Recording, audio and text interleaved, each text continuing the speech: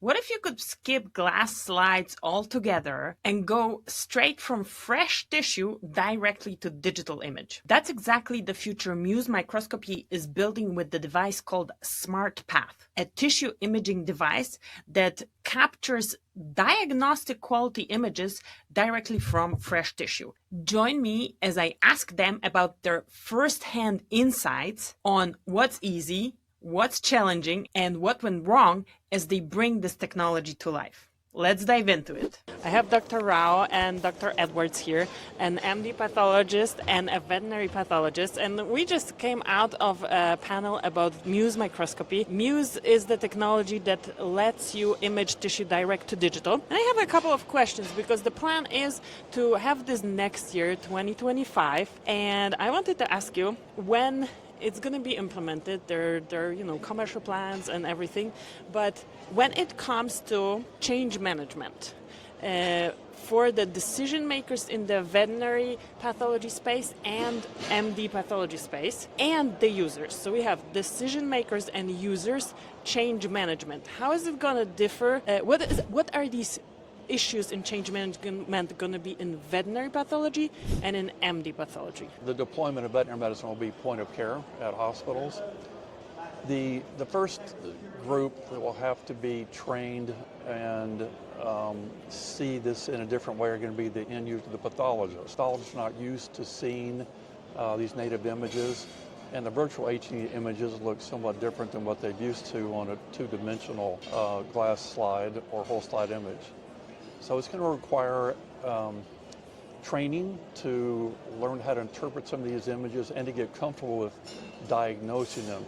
And that will be very similar to, we have a great historical case to ease that transition, and that was the transition we did from glass slides to whole slide images. And when we did that some years ago at Antech Diagnostics, and we went all in, full blast, 40x, all slides were imaged, but we gave the pathologist two modalities to look at, obviously, and that was the whole slide image as well as the glass slide, and gave them some months to be able to make that transition to prove to them that what they saw as a whole slide image was in fact compatible, similar to the glass slides. So it's going to require the same sort of thing with MUSE, with the MUSE images, the SmartPath images. They're going to need to look at the SmartPath images and the whole slide images that are sent to the reference labs from the hospitals where the SmartPath image was done, to be able to see those side by side, and so that they get the confidence and build on that confidence that yes, my diagnosis I made here is in fact the same as what I'm used to looking at a whole slide image, or not, right? And then decide what over time, learning from that experience and what they feel comfortable doing. Is it similar or different than veterinary in human pathology? In human pathology, there's one area that actually is the same. No FDA needed, which is translational tissue banking. Okay. Yeah. So that's something that we can immediately do. Like in my institutions, we have several big program projects for cancer, one of which is prostate. And typically, for banking of the tissue of the prostate, we have to do a lot of, processing, frozen section and analysis to find the tumor area, right? So this can help us on that front. So I can immediately implement that even without have to wait on the FDA study. Now, that's non-clinical, it's translational. Now, in the clinical setting, I think, the area that we can do immediate kind of like helping us would be, like, for example, breast pathology. When we receive a lumpectomy, mastectomy, when we do the growthing, we maybe see different nodules, and the patient may already have chemo, right? So the nodule may not be tumor anymore, right? Or they are maybe necrotic. So in order to really be more efficient in processing tissues for molecular immunostudies, that important for patient care, right? For the management, this can help us to finding that area of tumor, and then say, this is it. So let's take the tissue here directly to the molecular study or immunostudy, and that will be, affecting the whole management skin because the oncologist can get the results much faster and probably even more precise because we have shown that the tissues processed by MUSE gave a better RNA quality compared to tissue that fixed in formalin, and that's why important for the patient care.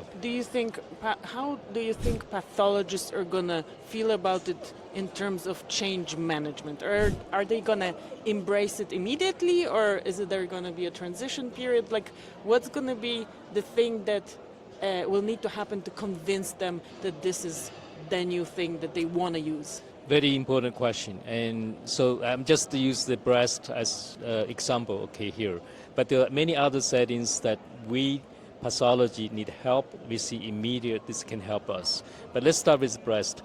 Because again, I think one thing that this can help us is to be able to know where the tumor is. While you using even very experienced pathologists, if it's just by naked eye, we won't be able to tell, right? So this can give me immediately say, this is the tumor, and I have to, think about, using that area of tissue to do the study. That's something can be immediately helpful, and that's the key. And they will be accepted. Yeah, if you have a technology try to take away my job, that's a different story, okay? But this is not.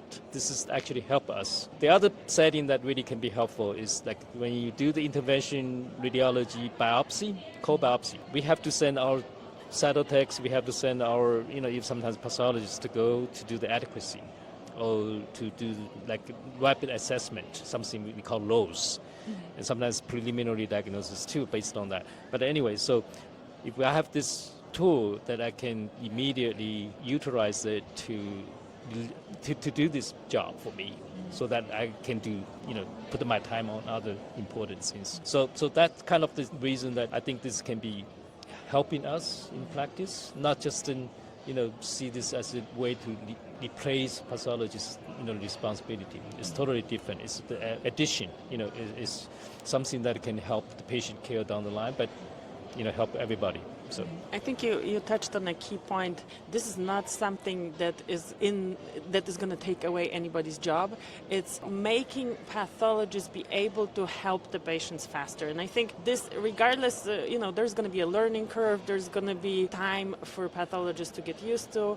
And Jeff, you mentioned that there needs to be incorporated transition period for people to feel comfortable, and that's regardless whether it's veterinary pathology or human pathology. Basically, the pathologist can help the patient faster, and so I think that's something that people are going to be super excited, and that's going to help adopt the technology. Anything veterinary pathology or MD pathology specific that people are going to be excited about other than that they can be faster and help patients faster? Well, I think that, for instance, once additional studies are done, we finished one study showing pathologists that with 1,000 reads compared to reference, there was a 90% concordance plus minor discordance agreement.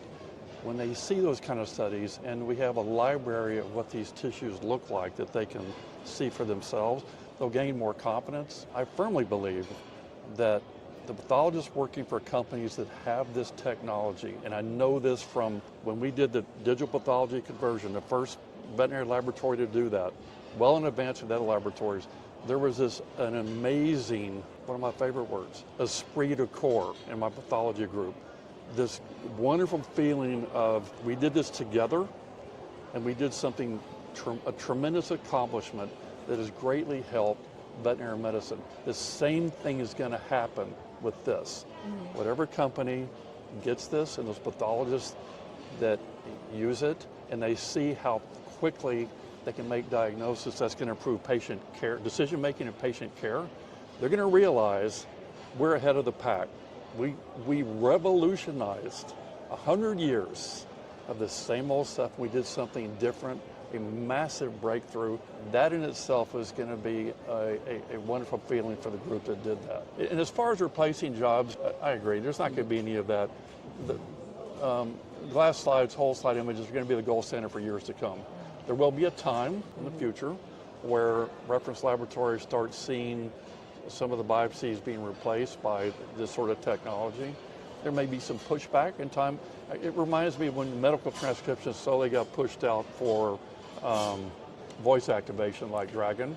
Oh, really? It reminds me of that. That's what's going to eventually happen slowly over time in the future, but that's years to come. So this feeling of accomplishment that you're mentioning, we did at Charles River Laboratories where I work, we did go digital the first time for primary reads in 2022 or 2021, I don't remember. I was on the validation team and I totally underestimated the joy when you actually accomplish it. I thought, okay, it's your job, you work for a corporation, it's like part of your job description and you just do it.